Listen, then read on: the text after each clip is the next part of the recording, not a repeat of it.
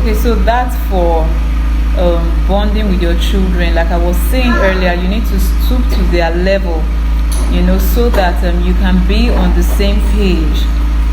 When you come down to their level, they would you would earn their cooperation. It's different from when you are just standing somewhere and yelling and saying go and do this or stop jumping on the chair and all that. But when you get the child's concentration through eye contact, you're stooping or you walk up to the child and say, oh, stop jumping on the chair, you would earn better cooperation. The child will listen to you. Yes, so make sure you use those 15 minutes for daily bonding. Make sure you use them very well. And then for now that the children are home all day, you can do more than 15 minutes. That's just the least or the minimum time you can spend bonding with them. So I'll go to the next point, which is feedback. You need to listen to your children. You need to, because it's not a one-way thing. It's not about you just going on and on. You need to also hear from the children. You need to know how they perceive what you are doing.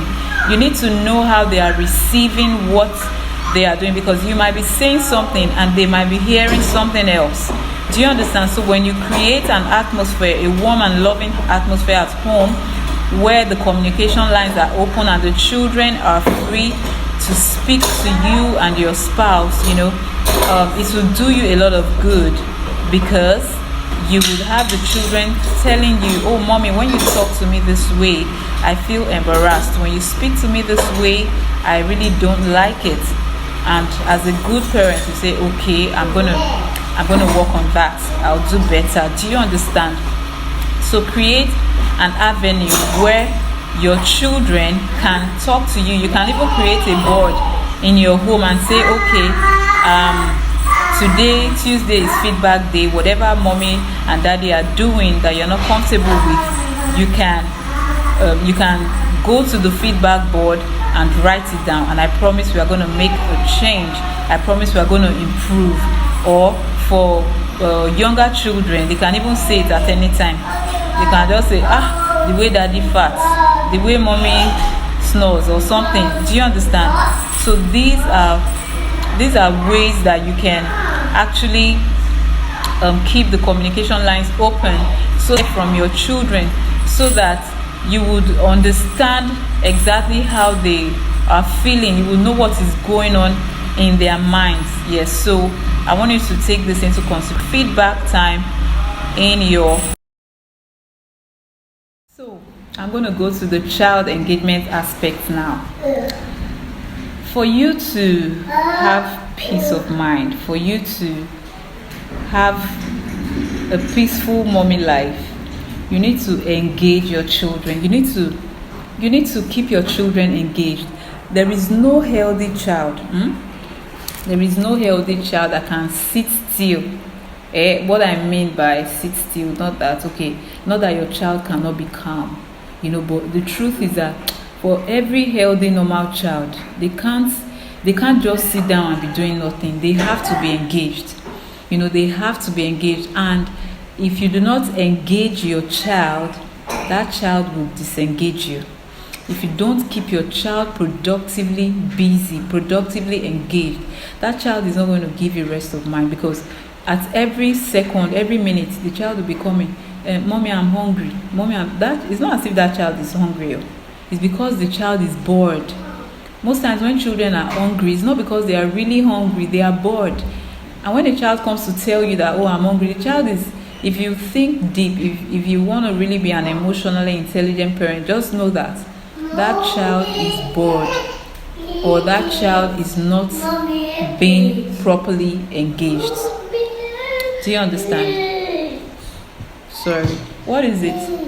What is it? Okay, go and ask daddy to do it for you. Okay? Go and ask daddy to do it for you. Okay, sorry about that. Yes. So, I was saying that if a child is productively engaged, he will seldom come to you and say, I'm hungry, I want this, I want that, because the child is actually busy. Do you understand? So you need to create a child engagement plan. You need to come up with a plan that will keep your child engaged productively all through the day. Now, I was talking about routines earlier. Now, for your, let's say we are done with the morning routine, we are done with the breakfast routine, and now you want to start work for the day, you want to start school work for the day.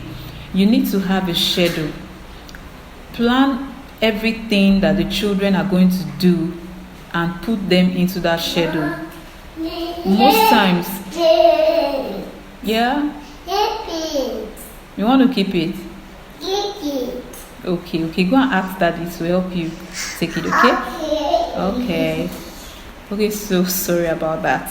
Yeah, so I was saying that you now need to fix everything the children are going to be doing into that schedule. But please, when you are doing your schedule, do not overstuff it.